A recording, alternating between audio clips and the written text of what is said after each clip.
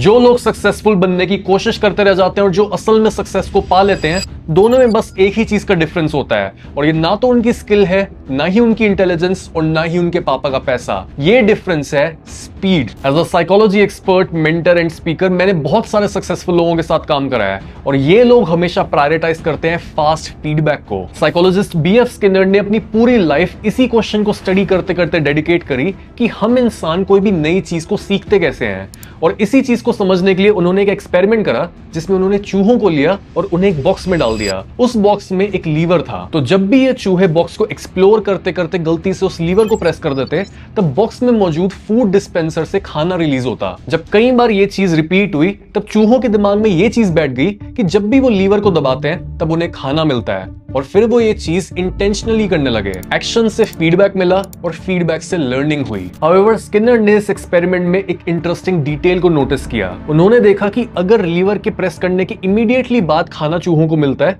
तो चूहे इस चीज से बहुत जल्दी सीख जाते हैं। वो बहुत जल्दी एसोसिएशन बना लेते हैं कि लीवर को दबाने के बाद खाना मिलता है, and learning happens very fast. But अगर फीडबैक को, रिवॉर्ड को डिले कर दिया जाए, यानी बटन वो अभी प्रेस कर रहा है लेकिन उसे खाना दिया जा रहा है 5 से 30 सेकंड के बाद, तो चूहे कंफ्यूज होने लग जाते हैं कि मेरे एग्जैक्टली क्या एक्शन लेने के बाद मुझे ये खाना मिला। और जब रिवॉर्ड को और ज्यादा डिले कर दिया गया और चूहों के लीवर दबाने के कई मिनटों बाद उन्हें खाना दिया गया, तब कोई लर्निंग हुई ही नहीं, बिकॉज चूहों को ये लग रहा था कि खाना तो रैंडमली हमारे पास आ रहा है बजाय हमारे कुछ करने से। इससे हमें ये चीज समझ आती है कि जब भी हमारे को कोई रिजल्ट, कोई फीडबैक मिलता है, तब हमारा दिमाग इमीडिएटली ये क्वेश्चन करता है कि ये रिजल्ट मुझे एग्जैक्टली क्या करने की वजह से मिला। और अगर हमारे कॉज और इफेक्ट, एक्शन और रिजल्ट में बहुत ज्यादा गैप होता है, तो हमारा दिमाग ये सीख ही नहीं पाता कि हमारे क्या करने की वजह से हमारे को ये रिजल्ट मिला है। और हम अपनी लाइफ में भटकते रहते हैं और दुनिया को क्वेश्चन करते रहते हैं कि जो भी मुझे मिल रहा है, जो भी मैं अट्रैक्ट कर रहा हूं, जो मेरे रिलेशनशिप्स हैं, जो मेरी इनकम है, मेरी लाइफ ऐसी क्यों है जब मैं इसको डिजायर भी नहीं कर रहा।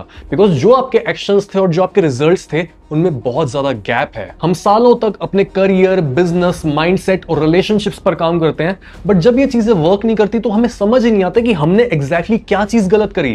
This is only because we were going too slow, we were too relaxed. और हम इतना स्लो इसलिए चलते हैं, हम इतना रिलैक्स्ड इसलिए ही होते हैं बिकॉज हमारे ऊपर जरूरत से कम प्रेशर होता है। सी, जब भी मैं अपने क्लाइंट्स के साथ काम करता हूं, तब मैं उनके साथ सबसे पहले एक 5 ईयर प्लान बनाता हूं, और फिर मैं उन्हीं से क्वेश्चन करता हूं कि आपकी लाइफ में एग्जैक्टली किन चीजों के चेंज होने की जरूरत है जिससे आप ये 5 ईयर्स के गोल्स एक ही साल में पूरे कर पाओ। और सबसे पहले उनका आंसर ये होता है कि Saurabh, this is too much work, ये कैसे होगा, दिस इज नॉट पॉसिबल। लेकिन मैं इंसिस्ट करता हूं, मैं दोबारा पूछता हूं कि लेट्स जस्ट अज्यूम कि कोई डिफिकल्ट सिनारियो है जिसमें आप फंसे हुए हो, और कुछ भी करके आपको इसी साल कैसे ना कैसे करके ये सारे गोल्स अचीव करने हैं। किन exactly mindset shift, environment shift, discipline shift, क्या चीज चेंज होने की जरूरत है जिससे ये गोल पॉसिबल हो जाएगा। और फिर वो बोलने लगते हैं कि अगर मैं अपने फोकस को फिक्स कर लूं, अगर मैं रोज रिसर्च करूं, और अगर मैं अपने एनवायरनमेंट को डिसिप्लिन फ्रेंडली बना लूं, तो चांसेस बहुत ज्यादा बढ़ जाएंगे कि मैं इसी साल ये सारे गोल्स को अचीव कर लूंगा। एग्जाम्पल के तौर पर 1955 में historian Northcote Parkinson British government को स्टडी कर रहे थे, और उन्होंने वहां पर एक अजीब चीज नोटिस करी। उन्होंने देखा कि जहां ब्रिटिश गवर्नमेंट का साइज कम होता जा रहा है और जो उनका काम है वो भी कम होता जा रहा है, लेकिन फिर भी किसी वजह से गवर्नमेंट एम्प्लॉयज की संख्या बढ़ती चली जा रही है। पार्किंसन ने ये रियलाइज किया कि लोग सिर्फ काम नहीं करते, लोग अपने काम को उतना फैला लेते हैं जितना समय उनके पास अवेलेबल होता है। यानी अगर आपको कोई काम करना है और आप उस काम को पूरा करने के लिए खुद को 7 दिन देते हो, तो आपको 7 दिन ही लगेंगे। लेकिन अगर आप उस सेम काम को पूरा करने के लिए खुद को बस 1 दिन देते हो, तो चांसेस हैं कि आप वो सेम काम 1 दिन में भी पूरा कर लोगे। तभी से इस लॉ को नाम दे दिया गया द पार्किंसंस लॉ। और यही वजह है कि क्यों जब गर्मियों की छुट्टियों में आपको इतना सारा होमवर्क मिलता था, तब आप पूरे टाइम वेट करते थे। आप 1 से 2 महीने पूरा हॉलिडे होमवर्क डिले करते थे, और एंड के जो 1-2 दिन होते थे, आप सारा काम उसी में कर देते थे। शुरुआत में मैंने भी एग्जैक्टली यही सेम गलती करी है। अब आज के समय पर ये देख रहे हो कि अक्रॉस सोशल मीडिया मेरे पास मिलियंस ऑफ फॉलोअर्स हैं, लेकिन इंस्टाग्राम और यूट्यूब से पहले मैं अलग अलग तरह की वेबसाइट्स बना रहा था, मैं ब्लॉग्स लिख रहा था। तो जब भी मैं एक आर्टिकल लिख रहा होता था, मैं अपनी पूरी जान उसमें झोंक देता था, अलग अलग तरह की उसमें पिक्चर्स लगाता था, उसको बहुत सुंदर बनाता था, और फिर उसे पब्लिश करने के बाद मैं हाथ पे हाथ रख के बैठ जाता था। मैं कहीं ना कहीं वेट करता था कि गूगल की एल्गोरिदम मेरे आर्टिकल को पकड़ेगी, बिकॉज मेरा आर्टिकल इतना डीप है, उसमें इतने ज्यादा क्लेवर जोक्स हैं, तो धीरे धीरे करके मेरी वेबसाइट खुद ब खुद गूगल के पहले पेज पर आ जाएगी और मेरे पास बहुत सारा पैसा होगा। और इसी काम करने के तरीके की वजह से मैंने अपना बहुत समय वेस्ट करा। लेकिन अगर मैं आज वाले सौरभ की समझ से उस सेम काम को कर रहा होता तो सबसे पहले मैं 200 से 300 आर्टिकल्स लिखता ताकि मेरे पास ट्रैक करने के लिए इनफ डेटा हो। और जस्ट बिकॉज मेरी वॉल्यूम इतनी ज्यादा हाई है, मैं इतना स्पीड से काम करता चला जा रहा हूं, तो by default, by Pareto principle, उसमें से 10-20% आर्टिकल्स पे इनफ ट्रैक्शन आ जाता, जिससे मेरी वेबसाइट ऑटोमेटिकली गूगल पर अच्छी रैंक लेने लगती और मेरे पास पैसा आने लगता। तो गोल कभी भी परफेक्शन नहीं होता, गोल होता है सही डायरेक्शन में बढ़ना। हमें ये नहीं सोचना कि यार मेरे दोस्त तो इतने मेरे से आगे निकल गए, अब कैचअप करने के लिए मुझे पूरी किताब एक ही दिन में पढ़नी पड़ेगी, मुझे अभी रिसर्च करनी पड़ेगी, इतनी सारी वीडियोस देखनी पड़ेगी, जो मेरे बिजनेस आइडिया है अभी सारा पैसा लगा के बिजनेस खोलना पड़ेगा। No, we want speed. तो 10 बुक्स रीड करने, पॉडकास्ट सुनते रहने और अपने नए नए बिजनेस आइडियाज पर पैसा वेस्ट करने के बजाय हम सबसे पहले उन आइडियाज को छोटे लेवल पर टेस्ट करेंगे। We want immediate feedback. बड़े बड़े एक्शंस लेने के चक्कर में अगर आप अपने एक्शन को फीडबैक से दूर कर दोगे तो आप कभी भी अपने एक्शन से जरूरी चीजें सीख ही नहीं पाओगे और आप गलतियां करते चले जाओगे। एक बड़े रेस्टोरेंट को खोलने या फिर सीधा प्रोडक्ट को मैन्युफैक्चर करवाने के बजाय 4 दिन के लिए मार्केट में जाके एक पॉपअप शॉप खोलो और वहां पर अपने प्रोटोटाइप को टेस्ट करो। अगर बहुत टाइम से आप पढ़ाई नहीं कर पा रहे थे तो सीधा एक रैंडम डे पर ये डिसाइड करने के बजाय कि आज मैं इस पूरी बुक को खत्म कर दूंगा, आप अपने स्टडी मटेरियल को थोड़ा कम करो और कंसिस्टेंट रहने की कोशिश करो। एक पूरी बुक लिखने या फिर सीधा एक 50 स्लाइड्स की प्रेजेंटेशन बनाने से पहले अपने स्कोर आइडिया को 3 से 4 लोगों के आगे प्रेजेंट करके देखो और उनसे फीडबैक लो, ताकि आपको पता चल सके कि कहीं आप गलत डायरेक्शन में तो इतनी ज्यादा मेहनत नहीं कर रहे।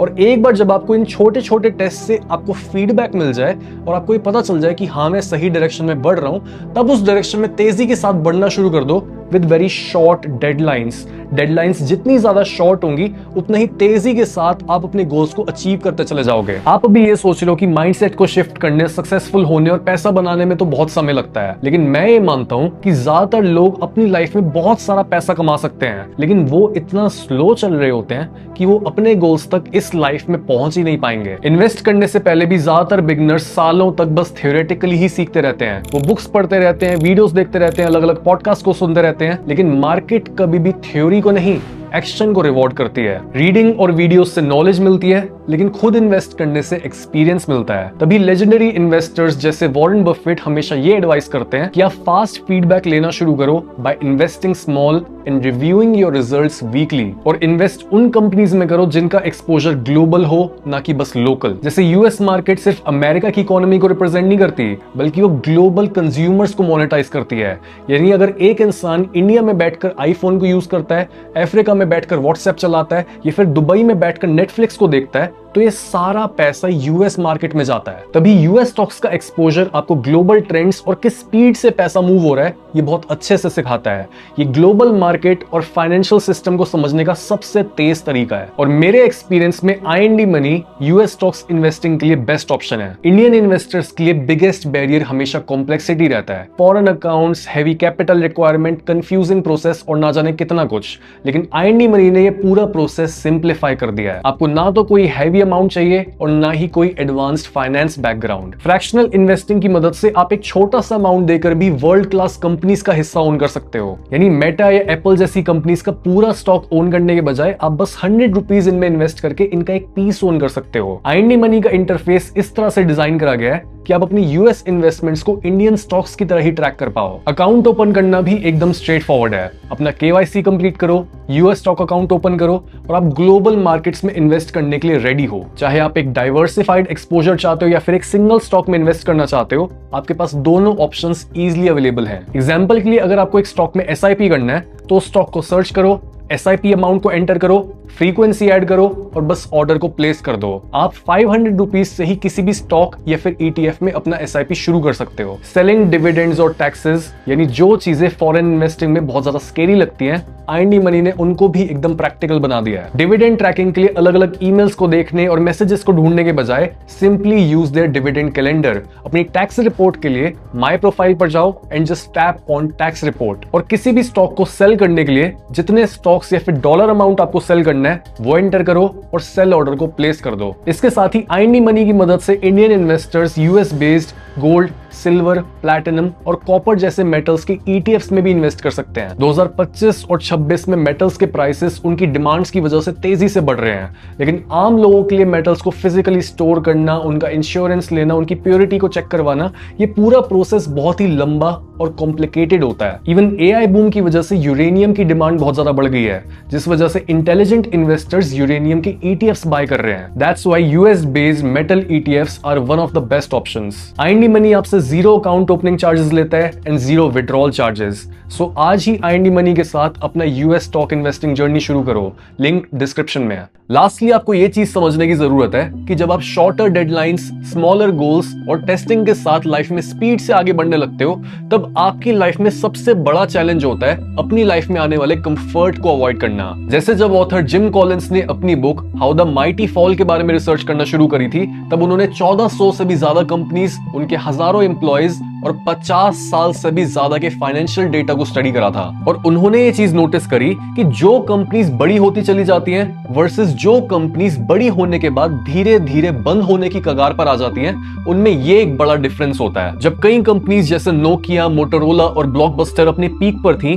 तब उनके लीडर्स ये फील करने लगते हैं कि उन्हें तो कोई गद्दी से हटा ही नहीं सकता है। ऐसी कंपनीज में एरोगेंस क्यूरियोसिटी को रिप्लेस कर देती है और फिर ये कंपनीज इनोवेट करना बंद कर देती हैं। यही एग्जैक्ट प्रॉब्लम आती है मिडिल क्लास ट्रैप में। आप एक्शन लेकर अपने इस मीडियोक्रिटी से भरे ट्रैप से बाहर आना चाहते हो, लेकिन क्योंकि आपके पास कंफर्ट अर्जेंसी से ज्यादा होता है, तो आपका दिमाग उसी कंफर्ट को चूज करता है बजाय कोई नया चैलेंज लेने के। आपके दिमाग को सोचना सेफ लगता है, लेकिन काम करना खतरनाक। आप उन्हीं कामों को अवॉइड करते चले जाते हो जो काम आपको आपकी करंट प्रॉब्लम से बाहर निकालने के लिए सबसे ज्यादा जरूरी है। आपने प्लान करा था कि आप कंटेंट क्रिएट करना शुरू करोगे, लेकिन अब आप खुद पर ही डाउट कर रहे हो। आपने साल के शुरुआत में डिसाइड किया था कि इस साल मैं पूरे डिसिप्लिन के साथ काम करूंगा और कोई मस्ती नहीं करूंगा, लेकिन आप उस प्लान को भी एग्जीक्यूट नहीं कर पाए ओनली बिकॉज आपके काम में उतनी स्पीड नहीं थी। इससे पहले मोमेंटम बन पाता, आप उस मोमेंटम को बनने ही नहीं देते हो, बीच में ही काम को रोक देते हो। इसलिए हर प्लान को एग्जीक्यूट करने में इतना ज्यादा टाइम लगाना बंद करो।